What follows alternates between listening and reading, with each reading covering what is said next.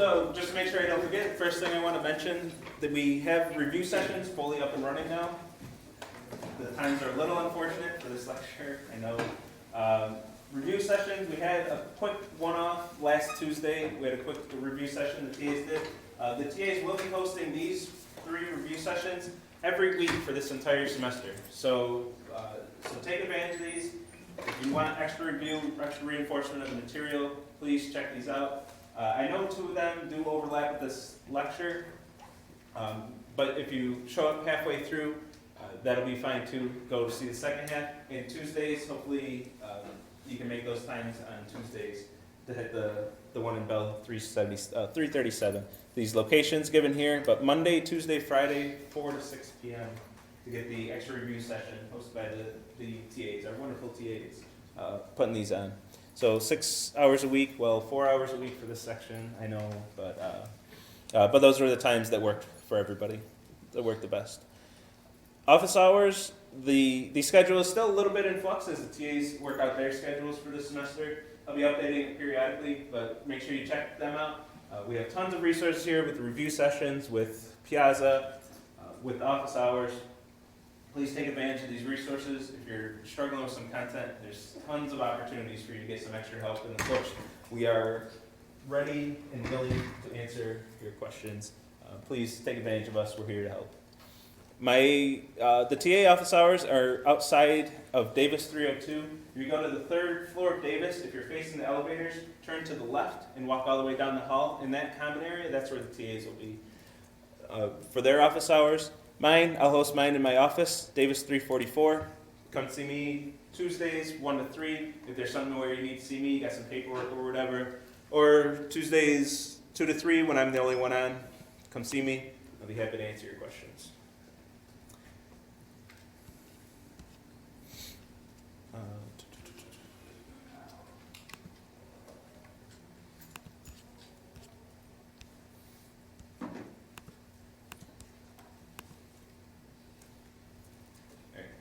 Clean up a little content that we didn't quite finish last time. Let's talk about some data structures. So there are lots of data structures available in Scala for us to use.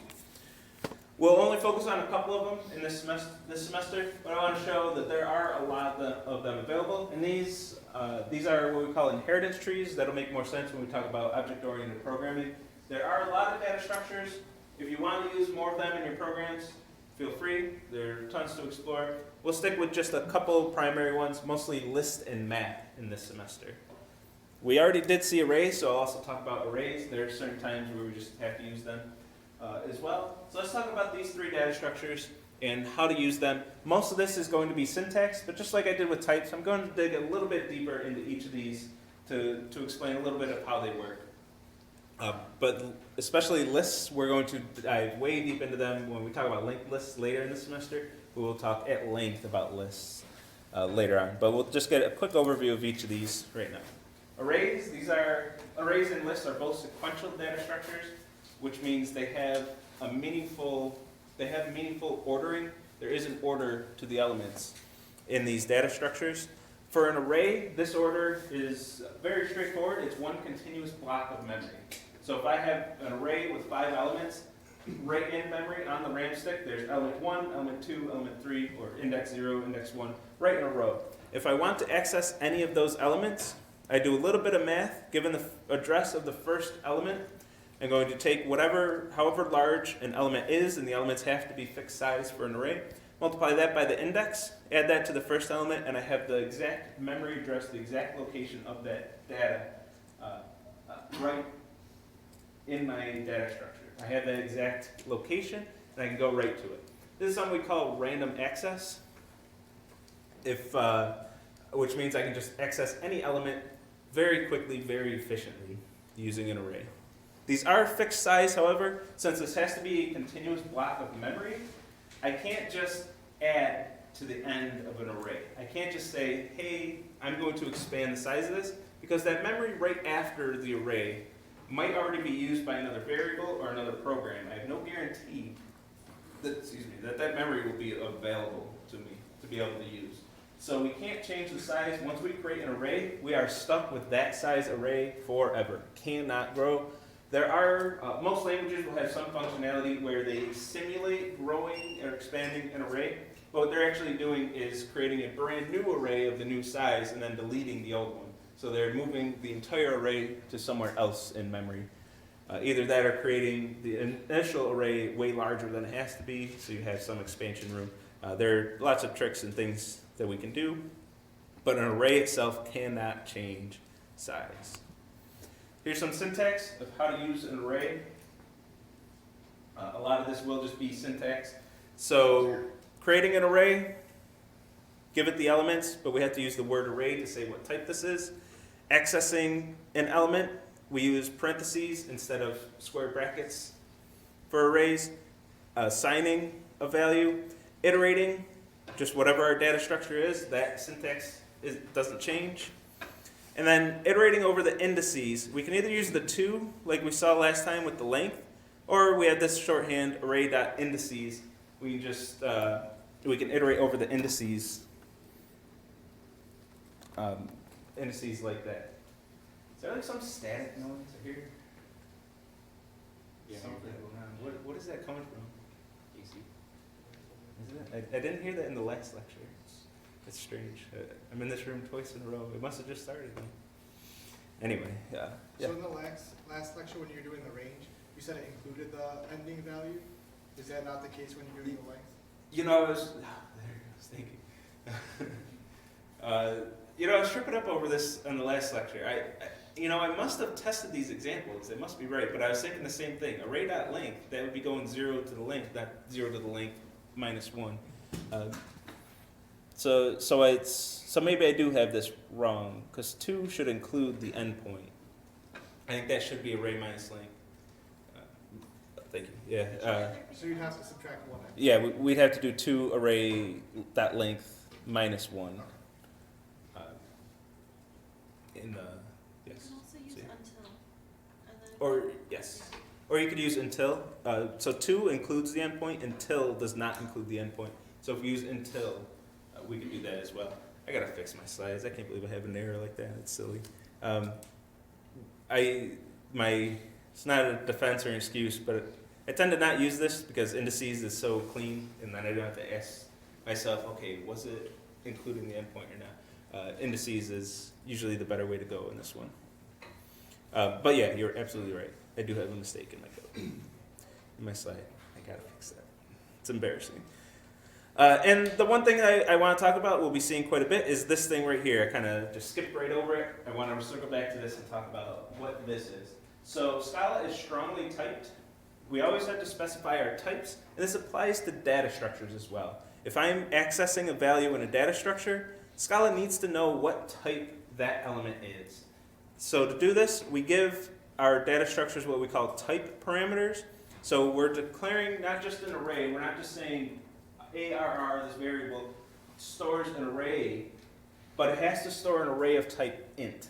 So this array takes this type parameter with this syntax, and now this array can only store ints. Where Python, JavaScript, we could create lists and arrays, and we can mix the types all we want. If we want a Python list, and we put an int in there, and then a float, and then a string, and then a function, and then an object, we can do that. We can mix those types all we want. Scala is not going to let us do that. It is going to enforce our types. So our data structures, we have to say, this is a data structure that will store this particular type. So this data structure, this array that I created, can only ever store ints, and this variable that I created can only ever store arrays of ints. We are held to these type parameters. Yes? So whenever we create a new array, then does it get a predefined amount of memory, or it gets changed dynamically as we expand our array? So when we create a new array, it will get one fixed chunk of memory.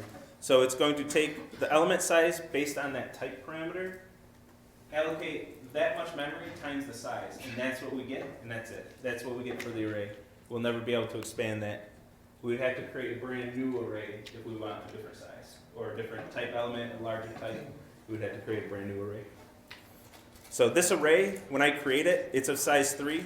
This array will always be of size 3. I cannot change this array into an array of size 4. I can change the values at will, but I can't change the size. That's fixed.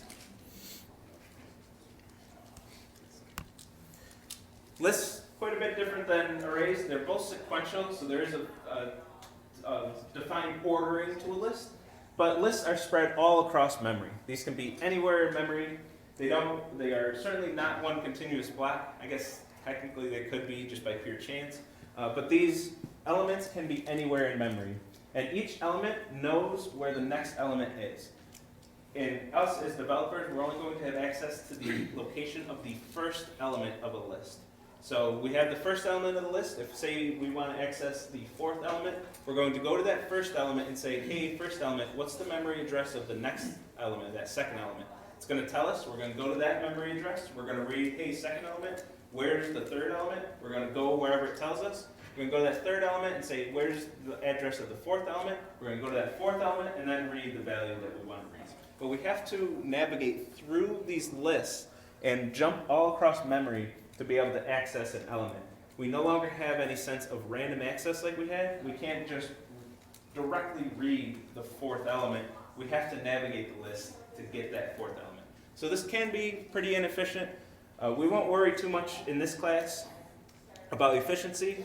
250 is going to talk at length about efficiency, but we do need to know how a list is implemented, especially when we get to the linked list sections of the class and the data structures. But however, since we are jumping around memory, we do get variable size, and this is the one huge advantage of using a linked list. Linked list, the list in Scala is based on linked list.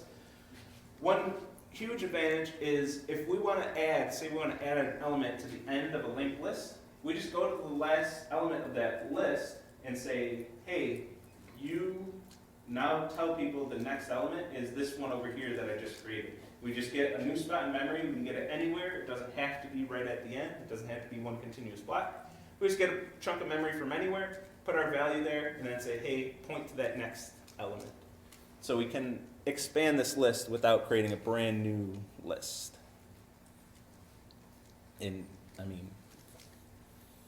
I'll say something that will sound contradictory to that in a minute, but we don't have to create a brand new list. Yes? Do array lists exist in Scala? They do. So anything that's in, so the question, do array lists exist in Scala? So anything that's in Java, we do have access to that. So when you're setting up your environment, you had to download JDK and the SDK, the Java development and Scala. So you do have access to everything that's in Java. We can import array lists and start using array lists in our code if we want to. We're going to stick with the Scala data structures, especially lists, because we're talking about linked lists later in the semester. I just want to get used to using lists. Array list does exist. Array list is actually an array. The name is kind of inconvenient. Like, is it an array? Is it a list? It is an array. It's a dynamic array, which means it's going to do all the fancy stuff that I alluded to earlier. It's going to create an array that's larger than you need, and when it fills all the way up, it's going to delete that, copy everything over to a new array of double the size, copy all the elements, and then you get to use that until you fill that up. So it is an array, but it inherits the list interface, which is why they slapped the word list on there. It's kind of unfortunately named, but it is a dynamic array. And yes, we do have access to it. It's probably longer of an answer than you wanted. But yes, we can access that. So a list, the syntax to create a list, very similar to an array. We're going to give it the elements that we want at the beginning. We always have access, what we want to initialize to. We do always have access to the first element, and that gets a special name called the head of the list. So if we want the first value, we just say list.head. It'll give us that first value. If we want to pretend that our list is an array and pretend that a list has indices, which it does have no concept of indices. A list doesn't have any concept of indices, but we want to pretend. We can use the apply method, which will do exactly what I was saying earlier. If I said, say, list.apply 4, it's going to take 4 jumps. It's going to go to the head, say, what's the next thing, what's the next thing, what's the next thing, what's the next thing. It's going to do that 4 times to get the 5th element in the list. To be able to kind of pretend. This is very inefficient, but again, we'll get away with that in this course. We're not too concerned about efficiency quite yet, unless we're just egregiously inefficient. for those of you doing the, I didn't get to that part in the lecture yet, but rhyming dictionary, we don't need to talk about that yet. I guess I should since I mentioned it. So the first round of homeworks are out. One of them is rhyming dictionary, and there is something you can do that's horribly inefficient that will break things in that code. There's a file with 122,000 words in it, and if there's something you can do where you end up reading that file once for each word in the dictionary. So if you're reading this 122,000 squared times, iterating through that file, or reading the file that many times, reading that many lines, your program's gonna time out an autograder. It's something we can't do. As long as we're not egregiously inefficient, using apply, it's not really going to bite us, but it is important to understand how it works. Iteration is the same. We have a data structure. We're going to iterate over it. But these two I want to spend some time and talk about. So lists in Scala are immutable, which means you cannot change them once they are created. Once this list containing the elements 2, 3, 4 is created, we cannot change that list ever for any reason, whatever. We can't change the values in it. We can't change the size of it. We can't change a single thing about that list. But we usually want to pretend we're changing it. I don't know what the right word there is, but we want to simulate, I guess. We want to simulate changes. When we do that, we have these two methods, append an element to the end of a list and prepend an element to the beginning of a list. But what this does is it doesn't actually affect this list at all. So list is a variable storing this list. We can call the append method on it and append a value, but what this append method does is creates a brand new list with these 4 elements in it. So we're creating a brand new list with the elements 2, 3, 4, and 50, and then returning that new list from this function call of the append method, or the method call, the append method. So we're returning a brand new list. So the big takeaway here, what we really need to be aware of when we're working with these immutable lists, is that we have to reassign that to our variable storing the list. So we're saying, hey, list variable, don't store the list you were storing. You want to be storing this brand new list that was just created after appending 50 to the end. We have to reassign that new list to the variable that we want to work with. If that's what we're doing. We want to assign it to a new variable, but we don't want to leave off the assignment in these operators because we're creating a new list. If we don't have an assignment, if we leave off this list equals, we're creating a brand new list, in this case with 70 prepended as the first element, and then we're just leaving that on the floor, walking away from it. We create a brand new list. If we don't assign it to anything or use it as an argument or anything, we don't have access to that new list we created. And you're going to be down here iterating over your list, and you're going to say, why is 70 not in my list? And it's going to drive you insane. You have to always remember, working with immutable data structures, reassign that list. This is the same with strings. We had a conversation last time that strings are immutable. Whenever you say string dot lowercase or whatever, you're always reassigning that to the string variable that was storing that string because you just created a brand new string. You didn't actually modify the string. You can't modify strings, you can't modify lists. You have to reassign to that variable. Yes? So how's this different than making a new array with an extra item at the end? So yeah, you can do the same thing with array. If you'd say create a new array with all these elements and another element. It creates for efficiency, you mean? Yes. Oh, right. This here is the same thing as creating a new array. It's horribly inefficient. This is a terrible thing to do. You can still do it. Again, you'll get away with it in this class for the most part. If you don't, we'll learn more about linked lists. You'll get away with it until the linked list lectures. Anyway, but this is efficient. So I don't want to talk too much about this, but I'll try to give the brief version of this. This list here is 2 pointing to 3 and then 3 pointing to 4. If I create a new list with 70 as a new element, all I have to do is create the element 70 and then have that point to this element 2. And now this original list that has this element as its head doesn't even have to be aware that that 70 exists. So I'm creating a brand new list of size 4, but I'm actually pointing to the old list still. So all I had to do was create memory for one additional element and then have it point to my old list. That doesn't affect anybody who has a reference to this list. And this list can still behave the same way that we expect it to behave. We can't do the same thing appending to the end because we actually have to go to this element 4 and say, hey, you point to something now. That's going to mess up the original list. So these prepend operations are very efficient for a linked list. Append, not so much. And that's a consequence of being a mutable list. If it was a mutable list, we wouldn't have that concern. And the last data structure we'll talk about for now, map. This is our key value store. Behaves like you would expect from your key value stores, your dictionaries, your objects, Python, JavaScript, respectively. The keys can't be duplicated. You can't have two of the same key.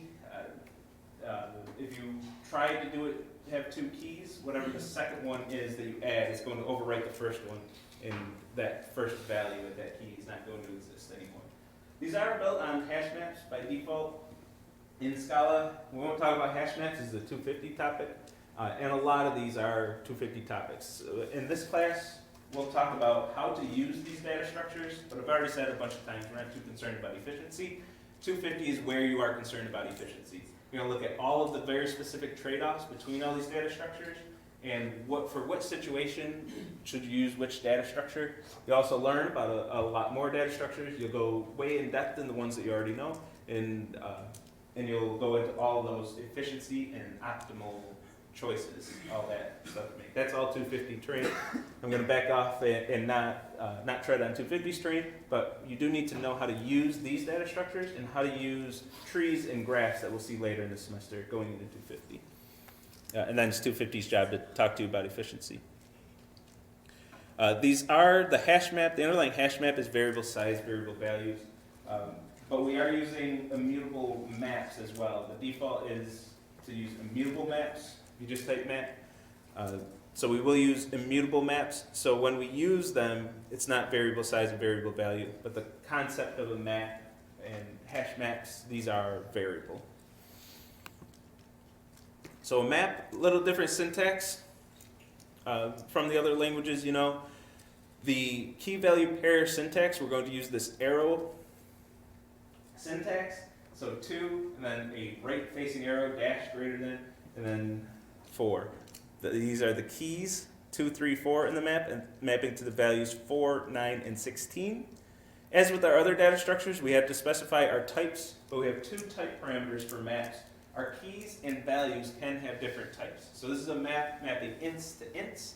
I could have int to string or string to double. I can have any types in my type parameters, but I do have to specify the types of the keys and the types of the values separately for a map. So we have 2 type parameters. If we want to add to a map, we add using that same syntax that we had here. And we do have to reassign, just like the list, when we modify the map, reassign it back to that variable if we want that change reflected in this same variable. If we want to access a value, we can use this nice shorthand. Just use parentheses as though they were the square bracket syntax in our other languages. Or you can use map.get that value.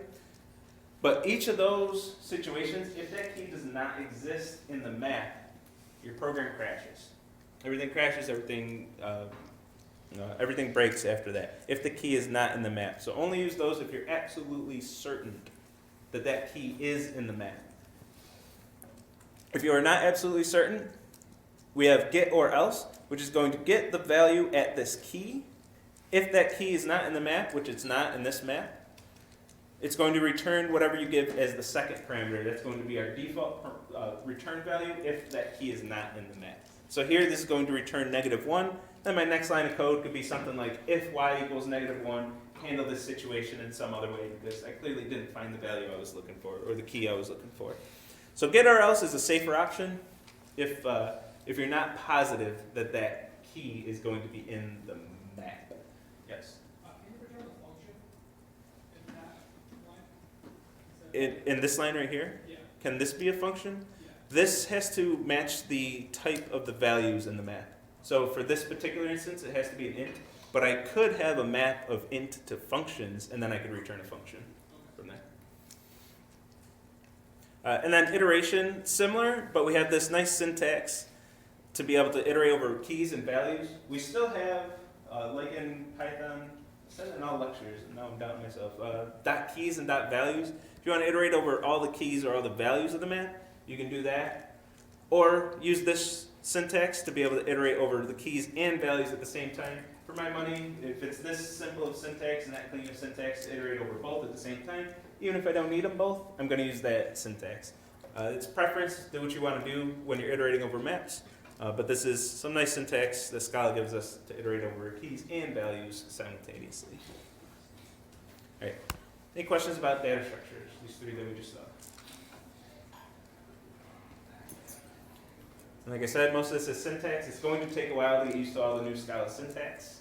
And fortunately, it's not something I can hammer into your heads. It's just something you got to get your hands on the keyboard, start working with these data structures, look up the how to use these, look up the Scala documentation, and just get used to the new language.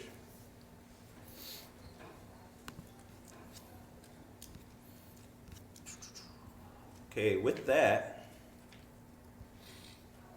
we're officially at the beginning of our first learning objective, program execution.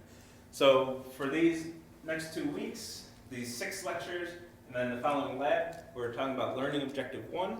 And we want to focus on how a program executes in our machines. And specifically, we want to learn about automated testing, which is us kind of understanding how our program runs so we're able to test it in an automated way. We want to be able to write and trace through code that uses object references. So what does it mean to pass an object by reference as opposed to pass by value? And associated with that, we want to talk about how things are represented in memory, specifically as stack and heap. What are stack frames? How does scoping work? When objects are passed by reference, then those objects are stored in heap memory. So what's this difference between stack and heap memory? How are variables stored? We want to talk about all those concepts. So these are the 3 bullet points we want to hit over these next 6 lectures. And we will get into that. First, zoomed in so far now. So first, these homeworks. I won't talk at length about them right now. I probably won't in lecture. But we have these 2 homeworks. I do want to remind everybody of something that I mentioned last week, but hey, that was a week ago on Monday. I just want to reiterate and reinforce this to make sure there's no confusion about this. We have 2 homework assignments for this this application objective of this learning objective. I gotta make sure I say those exactly right. For this application objective, we have 2 homework assignments. This is an or case scenario. Do one of the 2 of these. I recommend you at least read through each document, get a feel for what each homework is asking you to do, and choose your favorite one, or I can't stop you from just choosing whatever one you think is easiest, as a lot of you probably do. But I recommend choose the one that's more interesting to you. Physics engine, how do we simulate physics in a computer? And rhyming dictionary, given that word list, that list of words in a big CSV, not CSV, it's a different format, in that big file that I mentioned with 133,000 words, parse through all that information, and given a word, tell me the words that rhyme with it. One thing I want to mention, it will be helpful to use a map for that, to store the words, map their words to their pronunciations. And when you're looking for the pronunciation of a particular word, you don't know that that word is in that map. That's where your get or else will come in very handy. So just one tip. I know that's a bit ahead of what we're talking about right now. But feel free to get started on these. You can look through the descriptions, get started on them, and start working on those. Next week's lab will be to set up the homeworks and get started on them. You should have at least the documents read by then, but I strongly encourage you to start the assignments long before that lab, especially if you have lab on Friday. I would not want to be starting till Friday, wait until Friday to start these homeworks. Get started early, work on them often. They are larger assignments than you've seen in 115. Getting used to the size of these assignments will be something that you'll be doing. And then the lab, for those of you who haven't had lab yet, which should be most of you, the lab this week is setting up your development environment, just make sure everything is set up to be able to work for the rest of the class. Make sure you have the right versions of Java, Scala, IntelliJ is working, running Maven, cloning the examples repo, all the examples for the course, and running a few of the ones from later in the course, just to make sure that everything is going to sync up, so we don't have any IntelliJ or version issues for the rest of the course. So you can just focus on the content and focus on each new concept as it comes without having new IntelliJ issues every time we introduce something new. So that's what's coming up. Geez, 4:33 takes way longer than last Friday's lecture is way larger than I want it to be, than I thought it would be. Okay, so finally, let's talk about unit testing. Let's start nailing down this learning objective. Yep. When is the homework due? Homework's due in not next week, but the following week, Friday. I think it's the 21st, I believe. That's due. So there's time, but again, these are large assignments. Please start early. At least know where you're going to get caught up early enough that you have tons of office hours to be able to go to. Office hours in this class, that like 2 days before a major deadline like that, it's hard to get anything answered in office hours because there are 100 of your classmates all doing the same thing. Don't be part of that crowd. Just start a little earlier. You can get a lot more help on the homeworks. Because even like 3 days before homework assignment, sometimes we're sitting there in office hours just twiddling our thumbs waiting for somebody to ask a question. Just start early, come start utilizing us earlier. It'll very much benefit you. It's not to rant too much, but I'm always frustrated when a student's like, I can never get any questions answered in office hours, and 80% of the time my office hours are almost empty. They're only coming on the day of the deadline and then you complain. So please, I mean, you're gonna do what you're gonna do, but please don't do that. Don't make it tough on all of us. Anyway, unit testing. So here's the lecture question from last Wednesday. This is the first lecture question we saw in this course. And what we want to do now is write a test suite, write unit testing for this functionality. We have this clearly defined functionality. How are you going to tell if given some compute shipping cost method, how are you going to tell that that method is implemented correctly, and how are you going to automate that testing? So we want to write some automated testing, submit it to Autolab. I'm going to have some correct and incorrect submissions on Autolab, and you have to be able to distinguish between the correct and incorrect ones. So that's our goal for today. But first, testing, what is this testing thing all about? So there's kind of like a progression of testing that students go through early in their careers. The very first form of testing that we all do when we first start is you're in 115, you got UB infinite, you type some code, you look at it, that looks okay, and then you submit. And then you let the auto grader do your testing for you, determine whether it's right or wrong. And then later on you have Autolab, you have the Autolab assignments, you submit to Autolab, Autolab tells you, hey, your code's good, or no, your code's bad. That's kind of the first step of testing. Not ideal at all. Of course, that's not going to exist outside of academia, and even for later courses, even parts of this course, it won't exist. You won't have that Autolab. It's not something that you can rely on. It's something we have to wean you off of very quickly. We're going to start doing that in 116, is wean you off of the constant feedback. So the next kind of phase, as you graduate from that, and hopefully you're all here, usually around halfway through 115, we want to get you to this point, is we have some code, you have some method that you wrote, you want to see if it's right. So you call your method, print the result to the screen, then verify with your eyeballs, say, oh, those look right, those look like the right outputs for those inputs, so you can verify your own code before submitting to Autolab. This really cuts down your development cycle. Autolab takes a while to get your results to you. So does UB Infinite. It runs on the same backend. It's the same code grading your stuff. So it takes a while to get back. This, you just click a button. Within seconds, you have your results. Oh, wait, that looks wrong. So it really cuts down your development time. We'll look at this compute size method. We want to test this method.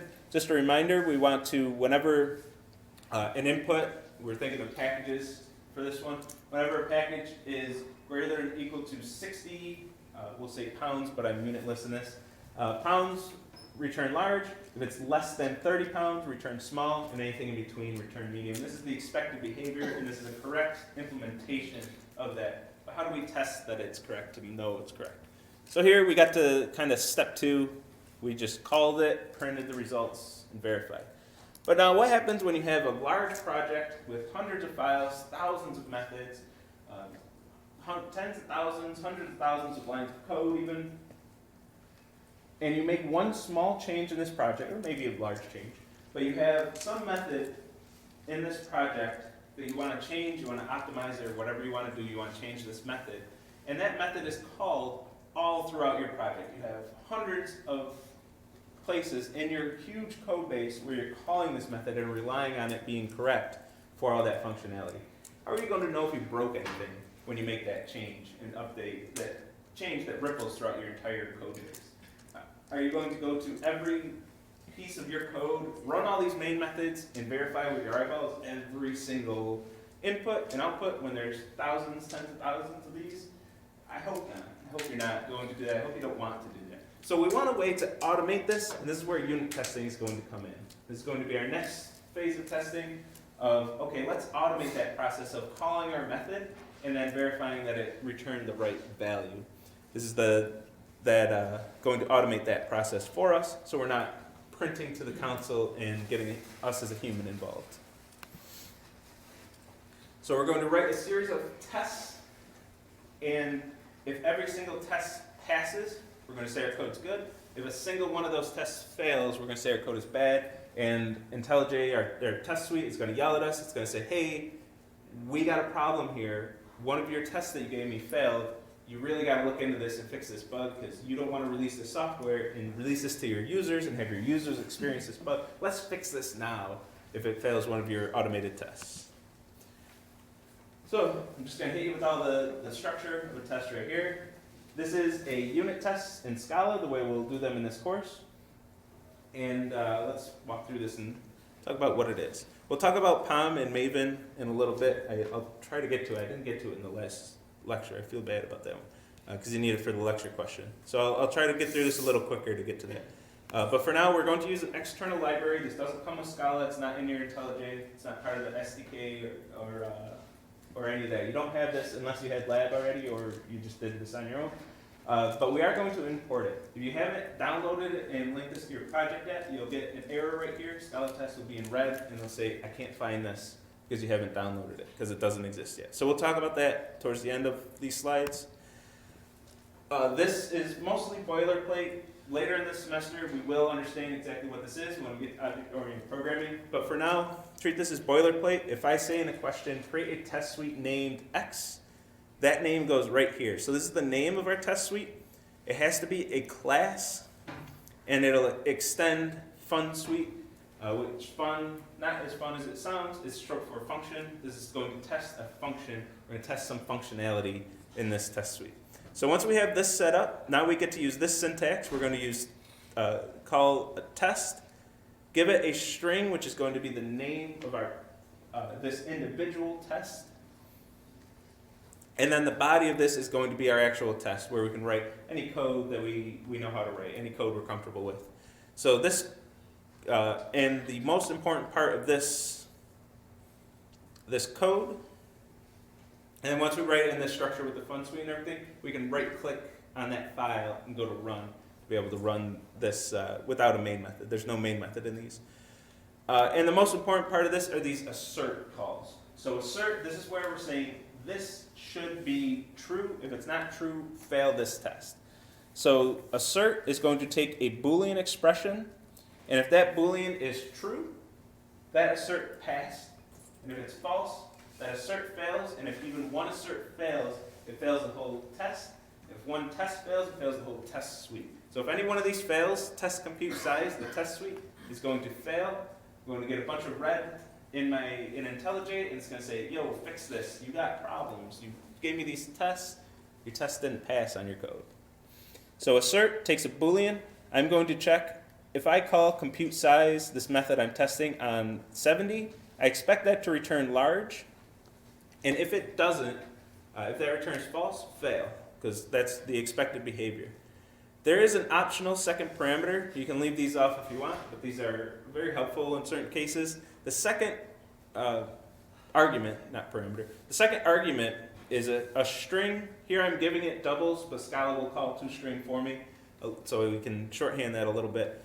The second argument is going to be printed to you if the test fails. So if this test fails, I don't want Scala test and Scala to just say, hey, your test failed. I want some information about that. Now Scala test is pretty good about giving us some meaningful feedback. It will at least give you the line number, and it'll try to give you some message. It'll try to make sense of your Boolean to try to help you out a little bit. But if it doesn't, you want to give some hint text here, what we call as hint text. If this fails, it's going to print 70 to the screen. So now I know, okay, hey, your test failed, and you told me to tell you 70. I'm going to look at that and know, oh yeah, I failed on input 70. 70 must not have returned large. Let me look into that and fix my code. So one of the big questions, is this enough testing? This one, we should say no to this. This is not really enough testing. This is a very kind of deep question. We'll all find our own answers to when is testing enough testing? And this will be a question throughout your whole careers. When is it enough testing? When you write a bunch of tests, like when are you confident enough that your code's correct, that you're ready to ship it to customers, that you're ready to release your software? When do you stop? And I don't know, it's a big question. So a reminder, here's the correct solution. Our test suite says that this passes, and we're happy about that. So we're passing our test, but that is not enough to be happy that our code is correct. For example, if we had a test suite with no asserts at all, it's always going to say we passed. There's no way it could possibly fail. But should not be confident that our code is correct with that test suite if we're not really testing anything. So here's an example of an incorrect solution. This does not implement the correct boundaries that we want, but this is going to pass the test that we saw a few slides ago. This is bad. We don't want this, and this is how today's lecture question and the homework numbered objectives are going to go. I'm going to have several incorrect solutions in AutoLab, and I'm going to run your tests against my incorrect solutions. It's not enough that your code passes your test and my correct code passes your test, but all my incorrect solutions have to fail your tests. So your tests have to be comprehensive enough at least to get to that point. So this is incorrect, but that test passes this. This is no good. So let's improve our test suite.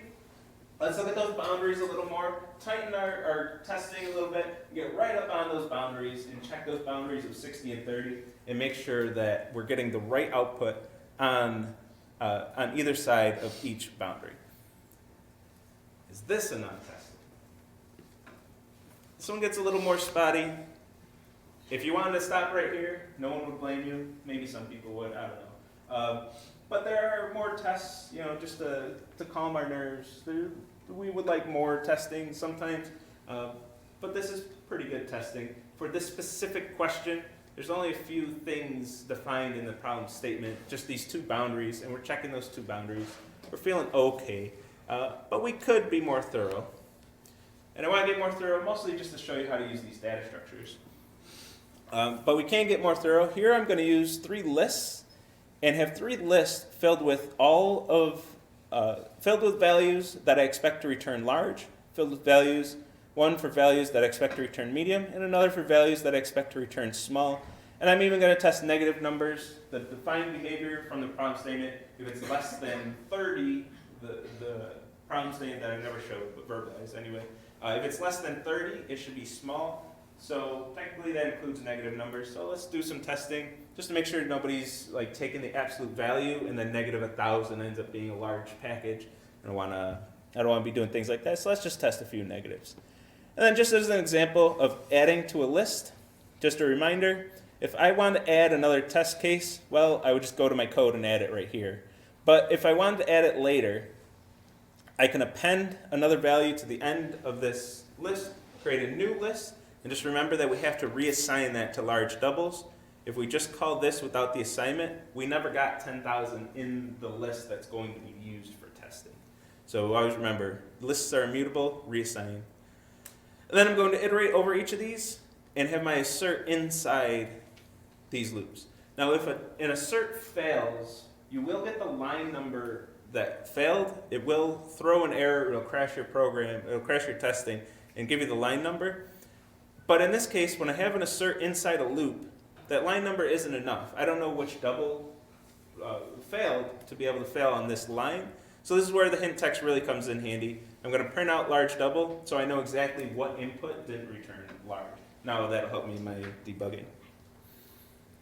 Yeah, question? Since you're using that test method to test that function, does that mean you need a new class for each function you want to test? Not necessarily. So since I created this to test this specific function, it depends on your organization. You can have multiple tests. I can have, like right here, start another test with a test name and more code there with more asserts. Or I could create a new class to be able to test new stuff. But can you do multiple of those test functions in one class? Yes. Yeah, that's what I'm saying. So I can have another test down here. I can say test and then a bunch of stuff, and then test name, and then a bunch of stuff, all in the same class. Or I could create another class. It's mostly up to organization. And for the assignments in the course, I'll tell you that for each homework, there will be 3 classes that you have to create. Each class can have as many tests as you want, and each test can have as many asserts as you want. But a lot of it's up to how you want to structure the project. Oh, I got a typo in here. All right, but I want to get to this Maven because I didn't get to it last time. So Maven is what we're going to use to download that library and set up the Scala test. I don't really have time to talk about that, unfortunately. So POM. So Maven we're going to use for dependency management. It's a very powerful tool. It can do a lot of things. We're just going to use it to download the libraries we need. So we need a POM.xml. This is what Maven is going to read to figure out how to build your project. And the structure of this, again, this is more boilerplate stuff. All this can be identical. You can take this POM, which is in the examples repo.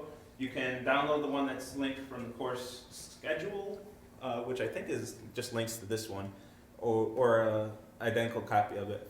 Or write your own if you want to build your own POM, if you want to get into that topic. And then inside your dependencies, we'll have each dependency listed in here to say download this code. And then once you have your POM set up, you go to Maven in the sidebar, click this refresh button, and that's going to download all your dependencies. So say I delete Scala test, and I go up to today's code, I'm going to get errors. I'm going to get that Scala test in red. It's going to say, hey, you don't have the Scala test library. So I can create this pom.xml, which has to go in the root directory of my project. It's right in this directory. I'm going to go here. I'm going to put Scala test there to say, hey, go download Scala test for me and link it to this project. Either click import changes because it detected what I did, or refresh right here. All my errors go away and I can run my code. Once I have my test suite set up, I don't get my green arrows here, I don't get my play buttons because there's no main method. But if you right click the file and go to run, it will run it as a test suite. It'll know what to do with this Scala test suite. So it'll run it.